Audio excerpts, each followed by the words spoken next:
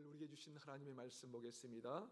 하나님의 말씀 사도행전 28장 16절에서 31절에 있는 말씀입니다. 사도행전 28장 16절에서 31절에 있는 말씀, 저와 여러분이 한 절씩 교독하도록 하겠습니다. 우리가 로마에 들어가니 바울에게는 자기를 지키는 한 군인과 함께 따로 있게 허락하더라.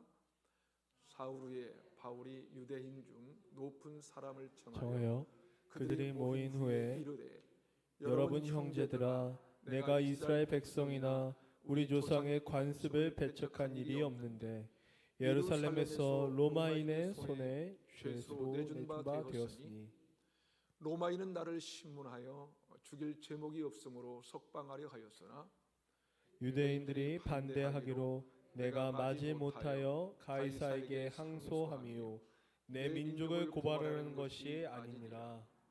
이러므로 너희를 보고 함께 이야기하려고 청하였으니 이스라엘의 소망으로 말미암아 내가 이 쇠사슬에 매힌 바 되었노라. 그들이 이르되 우리가 유대에서 내게 대한 편지도 받은 일이 없고 또 형제 중 누가 와서 내게 대하여 좋지 못한 것을 전하든지 이야기한 일도 없느니라. 이에 우리가 너의 사상이 어떠한가 듣고자 하니 이 파에 대하여는 어디서든지 반대를 받는 줄 알기 때문이라 하더라. 그들이 날짜를 정하고 그가 유숙하는 집에 많이 오니 바울이 아침부터 저녁까지 강론하여 하나님의 나라를 증언하고 모세의 율법과 선지자의 말을 가지고 예수에 대하여 권하더라. 그 말을 믿는 사람도 있고 믿지 아니하는 사람도 있어 서로 맞지 아니하여 흩어질 때에 바울이 한 말로 이르되 성령이 선지자 이사야를 통하여 너희 조상들에게 말씀한 것이 옳도다. 일러스되 이 백성에 가서 말하기를 너희가 듣기는 들어도 도무지 깨닫게 못하며 보기는 보아도 도무지 알지 못하는도다. 이 백성들의 마음이 우둔하여져서 그 귀로는 둔하게 듣고 그 눈을 감았으니 이는 보고 귀로 듣고 마음으로 깨달아 돌아오면 내가 고쳐줄까 함이라 하였으니 그런즉 하나님의 이 구원이 이방인으로 보내준 줄 알라. 그들은 그것을 들으리라 하더라. 바울이 온 이태를 자기 셋집에 머물면서 자기에게 오는 사람을 다 영접하고 함께 읽겠습니다. 하나님의 나라를 전파하며 주 예수 그리스도에 관한 모든 것을 담대하게 거침없이 가르치더라. 아멘. 인생을 살다 보면 중요한 것은 상황이 아니라 관점이라는 것을 알게 됩니다. 기대했던 것들이 무너지고 원하던 일들이 원하는 대로 일이 진행되지 않을지라도 막다른 골목에 다다른 것처럼 아무것도 할 수 없는 그런 막막한 상황에 봉착했을지라도 우리 인생의 인생을 결정짓는 것은 그 상황이 아니에요. 그 상황이 아니라 그 상황을 바라보는 우리의 관점이라는 것입니다. 오늘 본문은 보통 사람들과 전혀 다른 관점을 가지고 자신에게 주어진 상황을 아주 긍정적으로 바라본 바울의 모습이 기록되어 있는데요. 바울이 로마에 들어가서 사역을 시작한 내용들이 기록되어 있죠. 여러분, 바울이 로마에 들어갔을 때 그때의 상황이 어땠습니까? 한마디로 막막한 상황이었습니다. 복음을 전하기 위해서 드디어 로마에 들어갔지만 전혀 복음을 전할 수 없는 상황이 아니었던 것입니다. 왜냐하면 여전히 죄수의 누명은 벗겨지지 않았고 다시 군인이 지키고 있는 이 가택연금의 상태에 있었기 때문입니다. 그러니 복음을 전할 수가 없었던 거예요. 얼마나 막막했을까요? 얼마나 참 힘이 들었을까요? 하지만 바울은 이런 막막한 상황 속에서도 자신에게 주어진 이 복음 전파의 사명을 감당했을 뿐만 아니라 1차 전도여행을 시작으로 4차까지 계속된 전도여행이 있었지만 바울이 살기에 있어서 가장 아름답고 가장 결실이 많았던 때가 바로 이 가택연금 상태에서 복음을 전할 때였다고 학자들은 증언합니다. 어떻게 그럴 수 있었을까요? 우리는 막막한 상황이 오면 실망해서 그 자리에 주저앉고 마는데, 그는 어떻게 그 막막한 상황 속에서 가장 아름다운 결실을 맺을 수가 있었던 것일까요? 그것은 바로 이 다른 관점으로, 다시 말해서 하나님을 믿는 믿음의 관점으로 그 상황을 바라보았기 때문입니다. 그렇습니다. 믿음의 관점으로 주어진 상황을 바라볼 때 아무리 막막한 상황이라 할지라도 그 막막한 상황이 우리의 인생에 있어서 돌아보면 가장 아름답고 풍성한 결실을 맺게 되는 그런 상황으로 바꿀 수가 있는 것입니다. 그렇게 중요한 것은요, 오늘 우리가 처한 상황이 아니라 우리의 관점이에요. 우리의 관점. 다시 말해서 우리가 어떻게 이 믿음의 관점을 가지고 살아가는가 하는 것이죠. 자, 그렇다면 우리의 관점으로 산다는 것은 도대체 무엇을 의미하는 것일까요? 첫 번째로, 막막한 상황 속에서도 실망하지 않는 것입니다. 막막한 상황 속에서도 실망하지 않는 것. 보통 사람들은 자신이 기대했던 것이 무너질 때 어떻게 반응합니까, 여러분? 제일 쉬운 반응이 실망하는 것이죠. 실망합니다. 좌절합니다. 낙망합니다. 그리고 이어지는 것은 불평과 원망을 쏟아내는 것이죠. 왜 나만 이래야 되냐고 불평 불만만 쏟아지기 시작하는 것입니다. 오늘 본문 16절에 보니까 바울도 마찬가지였어요. 바울은 자기를 지키는 군인과 함께 따로 있다고 기록하고 있습니다. 다시 말해서 가택연금 상태에서 갇혀 지낼 수밖에 없었던 거예요. 그러니 얼마나 실망스러웠을까요? 여러분, 바울이 로마에 온 목적이 무엇입니까? 뭐예요? 복음을 전하기 위해서 왔는데 도무지 복음을 전할 수 없는 그런 상황에 이른 것입니다. 우리는 보통 생각하기를 위대한 믿음의 사람들은 우리와 다른 감정을 가지고 있을 것이라고 생각하지만 그렇지 않습니다. 그들도 우리와 성정이 같은 사람이라고 성경은 말씀합니다. 우리가 똑같이 실망이라는 감정에 휘둘리게 된다는 것이죠. 여러분, 감정이라는 것이 그렇게 마음대로 쉽지 않아요. 그래서 감정이라는 것이 우리를 붙들게 되면 생각했던 것과는 다른 방향으로 행동하는 것을 우리는 보게 됩니다. 예를 들어서 여러분이 지금 설교를 들으면 이제 말씀대로 살아야겠다고 생각해 보지만 어떻습니까? 어떤 상황에 우리가 부딪히면 그것이 잘 적용이 되던가요? 아니에요. 안 됩니다. 언제 그런 말씀을 듣고 보았는지 전혀 알 수가 없는 상태가 되고 맙니다. 아마 그렇게 되는 결정적인 원인 가운데 하나는 머리로는 안 돼. 상황에 맞닥뜨리면 마음속에 느껴지는 실망스러운 감정대로 움직여진다는 거예요. 그렇게 감정이라는 것이 강력한 거예요. 그래서 미국의 베스트셀러 작가이신 남침례교회 목사인 찰스 스탠리가 쓴 크리스찬 감정 수업이라는 책에 보면 이렇게 말합니다. 감정에는 강력한 힘이 있다. 이 사실을 부정할 사람은 아무도 없다. 눈으로 보고 만질 수는 없지만 우리는 감정의 강력한 힘에 끊임없이 영향을 받으며 그 위력에 휘둘린다. 무슨 말이에요? 한마디로 감정에 휘둘리지 않는 사람은 없다는 것입니다. 그렇습니다. 사도 바울도 그렇게 실망할 수밖에 없었을 것입니다. 왜냐하면 그는 로마에서 복음을 전하게 될 것이라는 기대가 컸거든요. 로마에서도 복음을 전해야 하리라는 이 하나님의 약속의 말씀을 신뢰했기 때문에 내가 지금은 어려워도 로마에 들어가는 순간 죄수라는 누명의 사슬을 풀어지고 자유롭게 복음을 전하게 해줄 것이라고 하는 이 기대감을 가지고 로마에 들어가기를 고대했던 것입니다.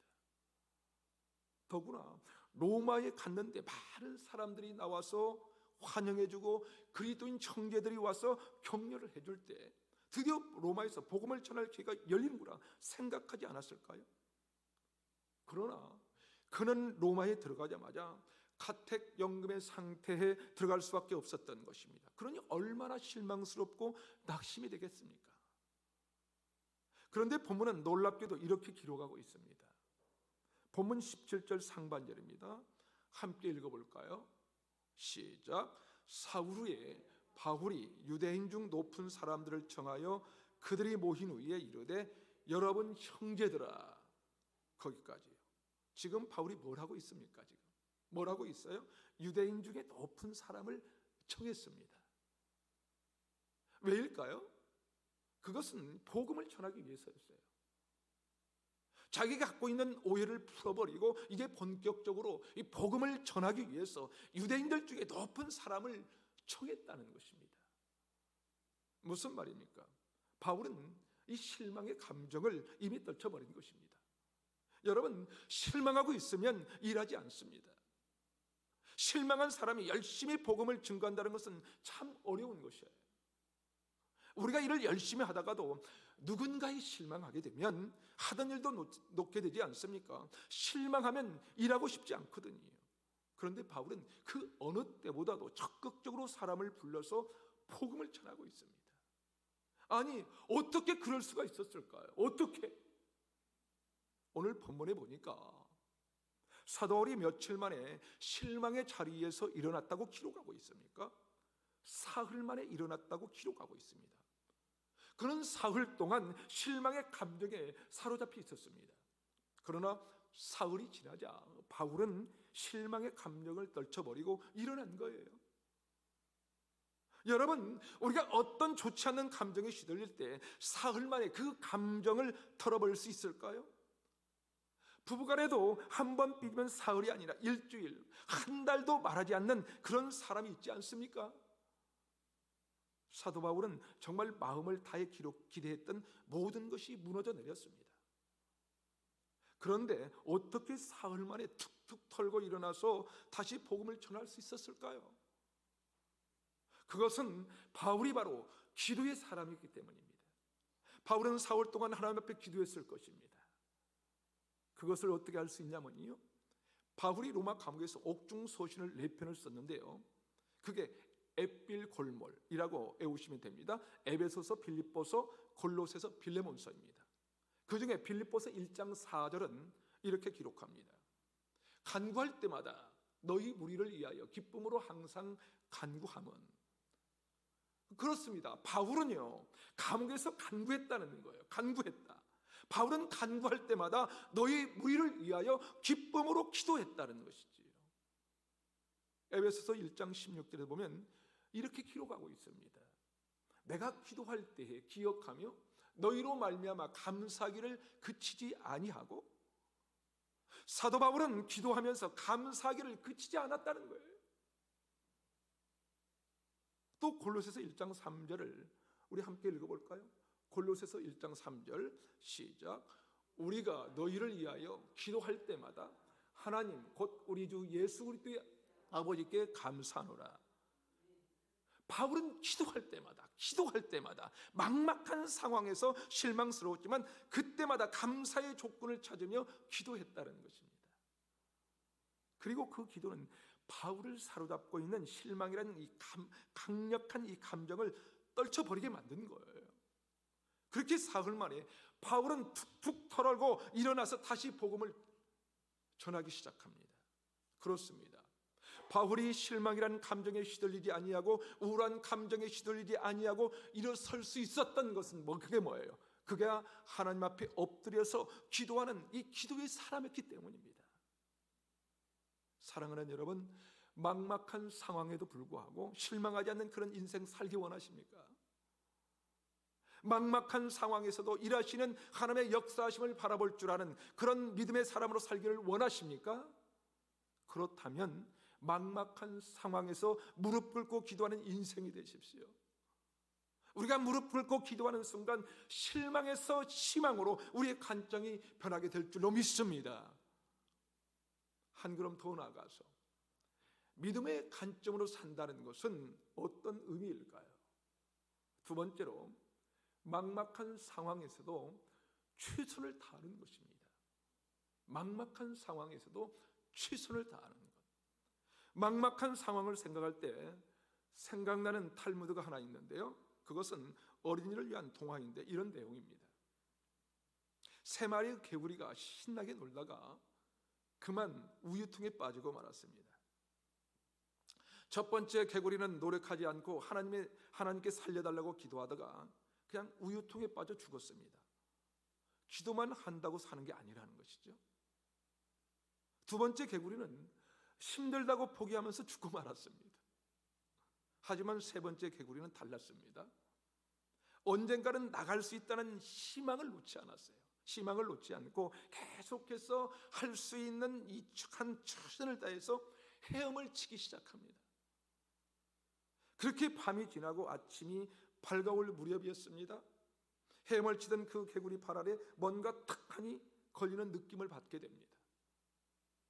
끊임없이 개구리가 헤엄을 치다 보니까 그 속에 있던 우유가 버터로 변하게 된 것입니다. 개구리는 그 굳어진 버터를 딛고 드디어 우유통에서 빠져나가게 되었다는 이야기입니다. 사랑하는 여러분, 이 어린 동화가 우리에게 주는 교훈이 무엇입니까? 막막한 상황에 처할수록 최선을 다하는 것이 중요하다는 거예요. 최선을 다하는 것이. 하지만 막막한 상황에 처할 때마다 최선을 다한 것은 그렇게 쉬운 일이 아닙니다. 막막한 상황이 오면 사람들은 실망하게 되고 최선을 다해야 한다는 것은 알지만 그 어려운 순간에 마음을 사로잡는 것은 해봤자 소용이 없다는 것이죠. 사방이 우겨쌈을 당했기 때문에 해봤자 소용없다는 이 실망감이 우리를 지배하는 순간 우리는 최선을 다할 수 없는 것입니다. 그러나 사도 바울은 그런 실망감이 있었지만 기도하는 순간, 하나님께 감사하는 순간 놀라우신 하나님의 은혜가 생겨났을 것입니다. 난파된 배에서 살려주신 하나님의 은혜, 수많은 사람들의 공격 속에서도 자신을 보호하신 하나님의 은혜, 생각해보니 지금까지 온 모든 것이 하나님의 놀라우신 보호하심이었던 것입니다. 그러게 이 막막한 상황에서도 하나님이 함께 하실 거야, 하나님이 붙들어 주실 거야, 그러니 나는 다시 최선을 다하겠구나 라는 그런 결심이 서게 된 거예요. 그래서 그가 한 행동이 바로 오늘 본문 17절입니다. 본문 17절을 다시 한번 읽겠습니다. 시작. 사흘 후에 바울이 유대인 중 높은 사람들을 청하여 그들이 모인 후에, 실망한 자리에서 사흘 만에 일어난 바울이 뭘 했습니까? 지금 유대인 중 높은 사람들을 청하여 복음을 전했다는 것입니다. 여러분, 우리 같으면 갇혀 있으니 아무것도 할 수 없다고 생각하지 않겠어요? 게다가 유대인들은 바울에 대해서 좋지 않은 선입견을 갖고 있었어요. 바울은 율법을 파괴하는 사람이라고 생각했거든요. 더구나 유대인들은 바울이 이스라엘 백성이나 조상의 간섭을 배척한 사람이라고 생각하면서 바울을 죽이려고 하지 않았습니까? 그런데 유대인들을 부른다는 것은 어쩌면 위험한 일이 될 수도 있습니다. 그러나 바울은 하나님을 신뢰함으로 자기가 할 수 있는 것이 무엇인가 곰곰이 생각해 보니까 내가 갇혀 있으니 복음을 전하러 갈 수는 없어도 사람들을 오게 할 수 있겠구나라고 하는 이 관점이 변화가 된 거예요. 관점이 변화가 된 것이죠. 뿐만 아니라 그는 옥중에서 복음을 기록해서 사람들에게 문서로 복음을 전하기 시작한 것입니다. 그것이 바로 신약 성경의 햇빌 골문입니다. 햇빌 골문. 그것은 참으로 막막한 상황에서 최선을 다하기 시작한 거예요. 그런데 놀랍게도 21절에 보니까 이런 일들이 일어납니다. 21절 우리 함께 읽어보겠습니다. 시작. 그들이 이르되 우리가 유대에서 내게 대한 편지도 받은 일이 없고 또 형제 중 누가 와서 내게 대하여 좋지 못한 것을 전하든지 이야기한 일이 없느니라. 여러분, 무슨 말입니까? 로마에 있는 유대인들이 다른 유대인들에게 바울에 대한 좋지 않는 이야기를 들어본 적이 없다는 것입니다. 여러분, 놀랍지 않습니까?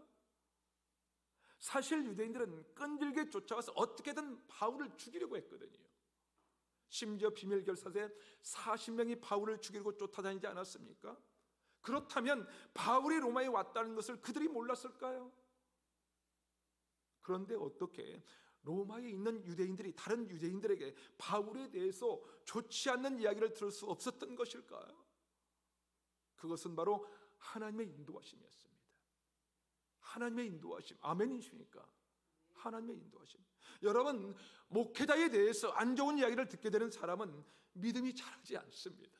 믿음이 자라지. 왜냐하면 그 선입견을 떨치지 못하기 때문에 그래요. 만약 바울에 대한 유대인들의 선입견을 떨쳐버리지 못했다면 바울은 이 놀라운 복음을 다른 사람에게 들려줄 수가 없었을 거예요. 그런데 하나님은 그것을 막으셨어요. 더 놀라운 것은 본문 23절입니다. 23절을 우리 함께 읽어보겠습니다. 23절 시작. 그날이 날짜를 정하고 그가 유숙하는 집에 많이 오니 바울이 아침부터 저녁까지 강론하여 하나님의 나라를 증언하고 모세의 율법과 선지자의 말을 가지고 예수에 대하여 권하더라. 여러분, 바울이 뭘 했습니까? 지금 날짜를 정하고 바울이 유숙한 집에 사람들이 많이 왔어요. 누가 온 거예요? 누가 왔습니까? 유대인들이 왔어요. 유대인들이. 그것도 유대인들 중에 높은 사람들이 많이 왔습니다. 얼마나 많이 왔는지 날짜를 정했다고 성경은 기록하고 있어요. 날짜를 정했다는 것은 스케줄을 짜서 날짜별로 유대인들이 오는 날을 정해서 바울을 만났다는 것이죠. 얼마나 많이 왔는지. 바울이 아침부터 저녁까지 강론하여 하나님 나라와 그 예수에 대해서 복음을 전할 수가 있었다는 것입니다. 사랑하는 여러분, 어떻게 이렇게 놀라운 일이 일어날 수 있었을까요? 어떻게? 어쩌면 바울이 유대인들을 찾아가서 만나려고 해도 그렇게 만나지는 못했을 거예요. 그런데 바울이 가지도 않았을 뿐만 아니라 갇혀 지내면서 자기가 할 수 있는 최선을 다한 것뿐인데, 작은 일에 최선을 다하기 시작하자 하나님께서 유대인들에게 바울에 대한 선입견, 다시 말해서 안 좋은 소문이 퍼지지 않도록 막아주셨습니다.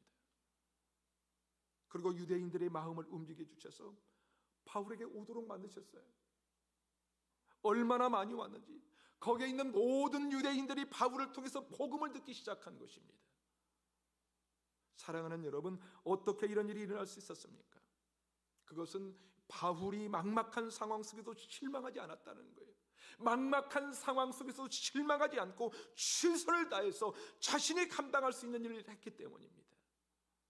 여러분 기억하십시오. 하나님은 기도만 하는 자를 돕지 않습니다. 기도만 하는 자를 돕지 않아요. 기도하고 실망의 자에 일어나서 스스로 일하는 자를 돕습니다.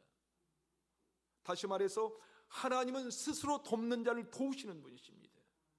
이것이 진리예요. 하나님이 행하시는 원리인 것입니다. 그러게 여러분, 바울과 함께 하시는 그 하나님이 지금 우리가 함께 하신다는 것을 믿는다면 우리의 상황이 우리가 아무리 막막하다 할지라도 최선을 다해야 된다는 거예요. 우리 최선을 다합시다. 그렇게 최선을 다할 때 놀라운 삶의 열매가 맺게 될 것입니다. 그런 축복의 삶을 살아가는 저와 여러분이 되시기를 주님의 이름으로 축원합니다. 마지막으로 믿음의 관점으로 산다는 것은 어떤 의미일까요? 세 번째로 막막한 상황 속에서도 담대하게 사는 것입니다. 막막한 상황 속에도 우리가 담대하게 살아야 된다는 거예요. 여러분, 막막한 상황이 지속되면 이 실망이라는 이 감정이 찾아옵니다. 이 실망이라는 감정이. 게다가 그 실망과 함께 동반해서 찾아오는 불청객이 있는데요. 그게 뭐예요? 바로 이 두려움이라는 거예요. 이 두려움. 내가 원하는 대로 일이 진행되지 않고 자꾸 시간이 흐를 때 사람들은 어떻습니까? 두려움에 빠지고 말아요. 오늘 사도 바울도 그러지 않았을까요? 예수의 신분으로 언제 어떻게 될지도 모르는 그런 상황 속에서 최선을 다해 복음을 전해야 되는데 좀처럼 상황이 나아지지 않았다는 거예요. 그런데 갇혀있는 바울에게 수많은 유대인들이 복음을 들으러 왔습니다. 얼마나 흥분이 되었을까요? 얼마나 정말 신이 났을까요? 그러나 바울은 또다시 두려움에 사로잡히게 되는데요. 왜 그러는지 오늘 본문 25절을 함께 읽겠습니다. 25절 시작. 서로 맞지 아니하여 흩어질지 바울이 한 말로 이르되 성령이 선지자 이사야를 통하여 너희 조상들에게 말씀한 것이 옳도다. 여러분, 이게 무슨 말이냐면요, 23절에 보면 바울은 아침부터 저녁까지 강론하면서 하나님의 나라를 증언합니다. 하나님의 나라를 증언하고 모세의 율법과 예수에 대하여 권면했습니다. 그런데 이 바울의 강론을 들은 사람들 중에는 그 말을 믿는 사람도 있었고 믿지 않는 사람도 있었어요. 다시 말해서 복음을 받아들이지 않는 사람들이 있었다는 것입니다. 바울이 전한 복음을 들은 유대인들은 그렇게 서로 맞지 않아서 흩어졌다는 거예요. 흩어졌어요. 결국은 기분 좋게 만나러 왔다가 별로 좋지 않는 상태로 헤어진 것입니다. 그때 바울은 얼마나 힘들었을까요, 여러분? 한번 생각해 보세요. 그래서 26절에서 바울이 이렇게 말하고 있습니다. 일러스되 이 백성에게 가서 말하기를 너희가 듣기는 들어도 도무지 깨닫지 못하며 보기는 보아도 도무지 알지 못하는도다. 여러분, 이 이야기를 왜 했을까요? 시간은 흘러가고 많은 사람은 많은데 다시 말해서 복음을 전하지만 복음의 열매가 나타나지 않고 있는 것입니다. 지금 게다가 바울은 여전히 죄수의 누명이 벗겨지지 않고 있습니다. 그런 상황 속에서 바울은 언제 세상을 떠날지도 모르는데 이렇게 내 인생이 끝나는 것은 아닐까 두려움이 찾아온 거예요. 두려움이. 하지만 사도 바울은 그 두려움에도 불구하고 그는 어떻습니까? 거침없이 담대하게 복음을 전했다고 했어요. 복음을 전했다고 오늘 성경은 말씀하고 있습니다. 오늘 본문 30절과 31절을 우리 다 같이 한번 읽어볼까요? 시작. 바울이 온 이태를 자기 셋집에 머물면서 자기에게 오는 사람을 다 영접하고 하나님의 나라를 전파하며 주 예수 그리스도에 관한 모든 것을 담대하게 거침없이 가르치더라. 아멘. 뭐라고 합니까 지금? 바울은 담대하게 거침없이 가르쳤습니다. 사역의 열매는 없었지만 최선을 다해 복음을 전한다고 하루아침에 달라진 것은 아니었지만 그럼에도 불구하고 바울은 거침없이 담대하게 복음을 전하고 가르쳤습니다. 그렇게 이태 동안 다시 말해서 2년 동안이나 카텍 연금 상태에서 자기가 오는 모든 사람을 다 영접하고 그를 만날 때마다 그는 두려워하지 않고 거침없이 담대하게 복음을 전했다는 거예요. 바울의 옥중서신 빌립보서 4장 22절에 이렇게 기록합니다. 우리 함께 읽어볼까요? 시작. 모든 성도들이 너희에게 물어나되 특히 가이사의 집 사람들 중 몇이니라. 바울은 빌립보 교회 성도들에게 편지하면서 바울을 통해 복음을 듣고 믿게 된 사람들을 소개하는데 거기에 가이사의 집 사람들이 있었다는 거예요. 여러분, 가이사가 누구입니까? 가이사가 당시 로마의 황제예요. 로마의 황제입니다. 다시 말해서 바울에게 복음을 듣고 믿게 된 사람들 중에 로마 황제 집 사람들이 있었다는 것입니다. 그렇습니다. 드디어 믿음을 가진 사람들이 나타나기 시작한 거예요. 믿음을 가진 사람. 그리고 이 적은 수의 사람들이 불과 260년이 지나기 전에 로마를 기독교 국가로 정하는데 결정적인 역할을 하게 됩니다. 이들에 의해서 복음은 전파되기 시작이 됩니다. 그로 말미암아 로마는 이후에 기독교 국가가 된 거예요. 그보다 더 놀라운 것은 바울의 옥중 서신을 통해서 지금도 예수 그리스도를 믿는 사람들이 나타나고 있다는 사실이에요. 바울이 갇혀 있는 상태, 그야말로 막막한 상황 속에서도 최선을 다했기 때문에 이런 놀라운 일이 일어나고 있는 것입니다.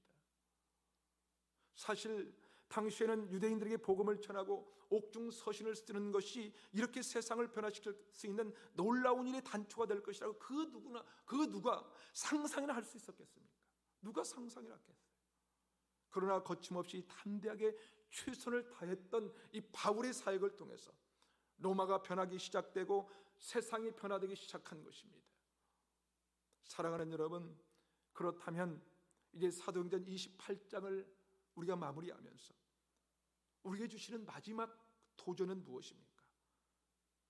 지금 우리의 상황이 아무리 막막할지라도, 눈앞에서 우리의 기대가 무너지는 일이 벌어진다 할지라도, 그럼에도 불구하고 우리는 거침없이 담대하게 사도행전 29장을 써가는 인생을 살아야 하지 않겠습니까?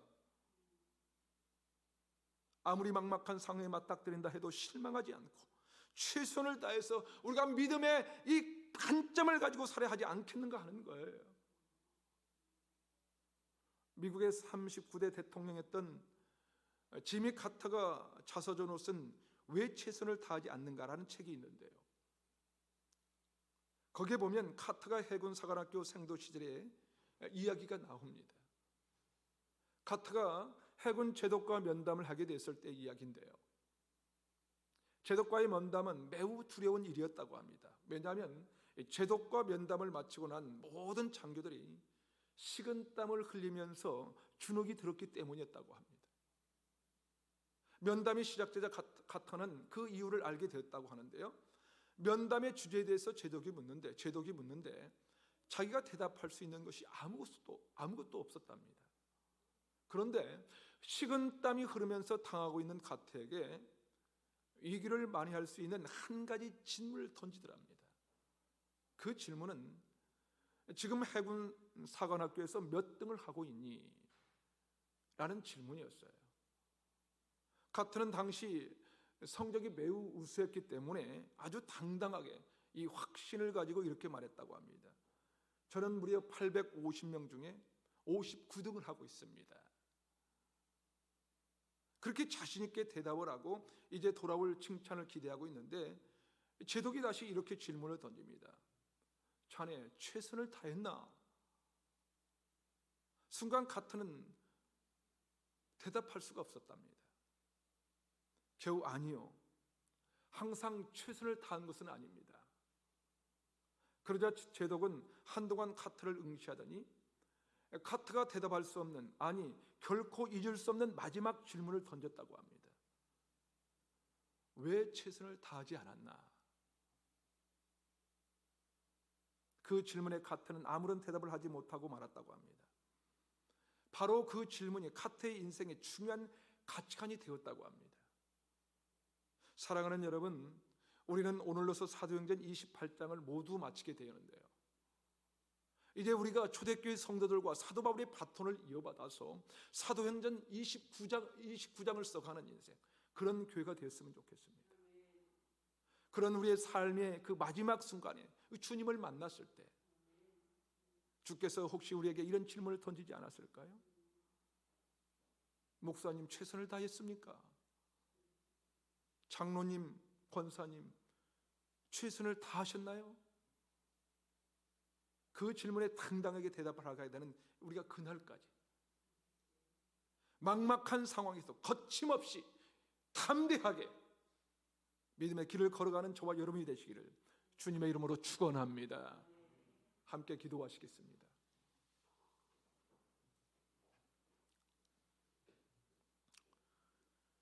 이제 우리가 함께 기도하기를 원하는데요, 사도행전 28장을 마무리하면서 여러분에게 주신 도전은 무엇입니까? 아니, 우리에게 주시는 도전이 오늘 주시는 마지막 말씀이 아닐까요? 하나님의 나라와 그 의를 위해 당신은 최선을 다하십니까? 이 시간 우리가 기도할 때 하나님 아버지, 우리가 최선을 다하지 못했음을 고백합니다. 이런 핑계 저런 구실을 대면서 내가 해봤자 소용없다고 하는 마음으로 게으르고 따뜻했던 것을 회개합니다. 지나온 시간 그것을 그렇게 최선을 다하지 못했다면 바로 이 순간부터 최선을 다하는 삶을 살아갈 것을 결단합니다. 특별히 인생의 막막한 상황에서 하나님의 약속을 바라보며 실망하지 않고 끝까지 주의 뜻을 따르는 인생 살기 원합니다. 어떠한 막막한 상황에서도 거침없이 담대하게 주의 나라를 향해 전진하겠습니다. 하나님 아버지, 우리 교회가 사도행전 29장을 써가는 교회로 일어나 세상을 살리는 구원의 도구로 쓰임받게 하옵소서. 초대교회와 같이 성령이 충만하여 생명을 전하는 교회 되게 하옵소서. 우리 교회에서 이 시대의 바울과 같은 영적 지도자가 세워지게 하시고 복음의 능력, 성령의 역사가 나타나는 교회 되게 하옵소서. 우리 인생이 사도행전 29장을 써가는 복된 인생 되게 하옵소서. 주신 말씀 되새기며 이 시간 한번 주님 한번 부른 다음에 다 같이 한번 기도했으면 좋겠습니다. 주여! 오 살아계신 하나님 아버지, 하나님 오늘 우리에게 주시는 이 도전의 말씀, 하나님 이 도전의 말씀 아버지는 마지막 말씀이 아닐까요? 하나님 나라와 그 의를 위해 하나님 아버지 당신은 최선을 다했는가? 하나님 오늘 또 주님께서 말씀하시는데 주님 우리가 최선을 다하는 인생이 되기를 소망합니다. 아버지 하나님, 정말로 담대하게 하나님 최선을 다하는 인생이 될 수 있도록 아버지 도와주시옵기만을 기도하고 원합니다. 하나님, 우리 인생의 막막한 상황에서도 하나님의 약속을 바라보는 인생이 되게 도와주시옵소서. 실망하지 않게 도와주시옵소서. 끝까지 주의 뜻을 따르는 인생 살기를 원합니다. 어떠한 막대한 상황에서도 거침없게 하여 주시옵소서. 담대하게 도와주시옵소서. 주의 나라를 향해서 전진하게 도와주시옵소서. 우리에게 주어진 삶의 자리에서 최선을 다하는 인생, 하나님 아버지 거침없이 담대하게 돌파할 수 있는 믿음의 사람들이 될 수 있도록 도와주시옵기만을 기도하고 원합니다. 하나님 아버지, 우리 교회가 사도행전 29장을 써가는 교회로 일어나 세상을 살리는 구원의 도구로 쓰임받기를 원합니다. 초대교회 같이 성령에 충만케 하여 주시옵소서. 생명을 전하는 교회가 될 수 있도록 도와주시옵기만을 기도하고 원합니다. 우리 교회에서 이 시대의 발과 같은 영적인 거룩한 거장이 세워질 수 있도록 도와주시옵소서. 복음의 능력, 성령의 역사가 나타나는 교회가 될 수 있도록 도와주시기를 원합니다. 우리 인생이 사도행전 29장을 써가는 복된 인생이 될 수 있도록 우리를 붙들어 주시고 우리를 이끌어 주시옵소서. 오 주님 감사합니다. 주님 역사하여 주시옵소서. 좋으신 하나님 아버지, 그동안 사도행전 28장을 통해 우리에게 은혜 주시고 다시 한번 깨닫게 하심을 감사합니다.